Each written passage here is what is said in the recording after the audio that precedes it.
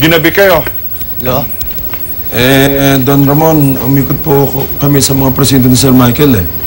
Gusto pa nga ni Sir Michael, puntahan namin isa-isa yung ospital. Umupo nga kayo, umupo kayo. Michael, kumuha na ako ng detective para hanapin si Elisa. Ha? At nilapitan ko na rin ang mga kaibigan ko sa mass media, telebisyon, radyo, mga newspapers, para balitaan tayo tungkol kay Elisa. Kulang pa rin, Lo. Kulang na kulang pa rin yung ginagawa natin. Michael, we can only do so much, iho. Pero wala pa rin ho ang asawa ko. Wala pa rin si Elisa. Ang sabi niya, babalik siya, di ba? Something happened. Something bad happened to her, kaya hindi pa siya nakakabalik.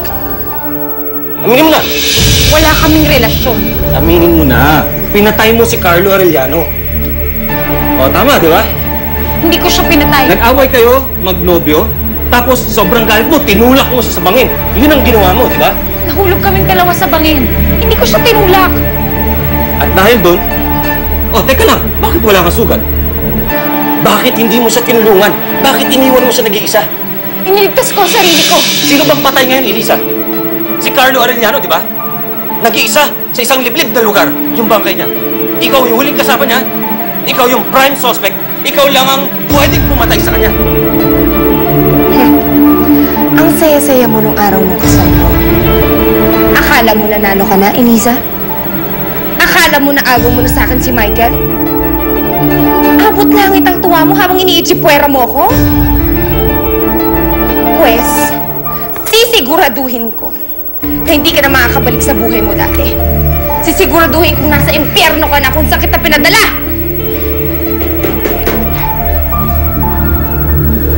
Sophia? Hala. Ay, alam mo, nakita mo ba yung rosaryo ko?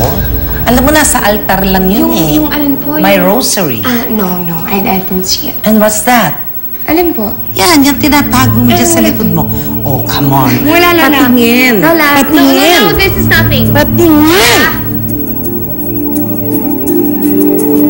Oh my God. Si Elisa to ah. Anong ginawa mo? Aminin mo na, Kailangan ko abogado. wala na siyang matutulong sa'yo. Huling-huli ka na eh. Mabigat ang ebidensya laban sa'yo.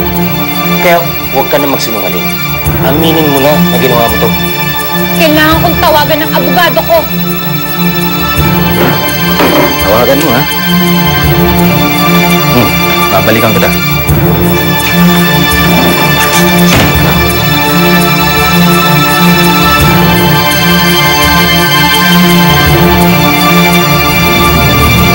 Lola, nakita ko yan sa higpun-punit na eh. Pinulot ko lang.